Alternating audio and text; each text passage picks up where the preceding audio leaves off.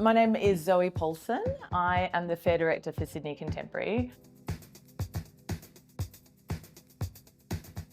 What's keeping me up at night? Look, to be honest, I guess it's the sense of responsibility. When you think about how many people are involved and just how hard everyone is working to, make sure that it's a success. Karen is an artist that's showing with Sydney Contemporary this year. She's represented by a gallery called Sutton Gallery. They're over in Melbourne. She paints, but she's also a sculptor as well. She uses really vibrant colours, and often she talks about her works being very emotive. She'll be working on new works for Sydney Contemporary, which is always exciting to get a bit of a sneak peek. I love going to artist studios. You get so much out of it. I grew up in Singapore. I'm one of 4 kids. And we moved to Sydney in '94, and it was around that time that art really kind of became part of our lives. We were really fortunate from that time on to grow up with art. My mum is a really passionate collector, so we've had the privilege of living with art. All we ever wanted as kids was like a real Christmas tree. We just wanted a real Christmas tree that we could decorate with like tinsel and lights and just decorations galore. Anyway, Mum, she said, just leave it with me. I've got a surprise for you. I've got a surprise for you kids.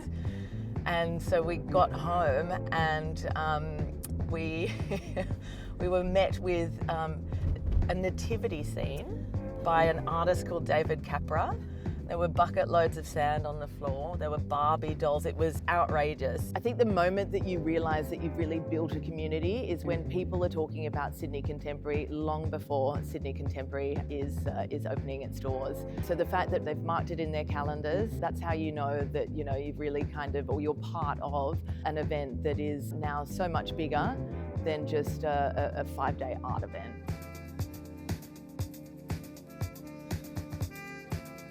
There's so much that people can get from attending Sydney Contemporary in person. The sheer scale of the fair, of Carriage Works itself, that's definitely something that cannot be recreated when you're scrolling on your phone. You've really got to be here to experience it all, but I tell you what, that energy is palpable. We launched in 2013, so we'll be celebrating our 10th edition this year.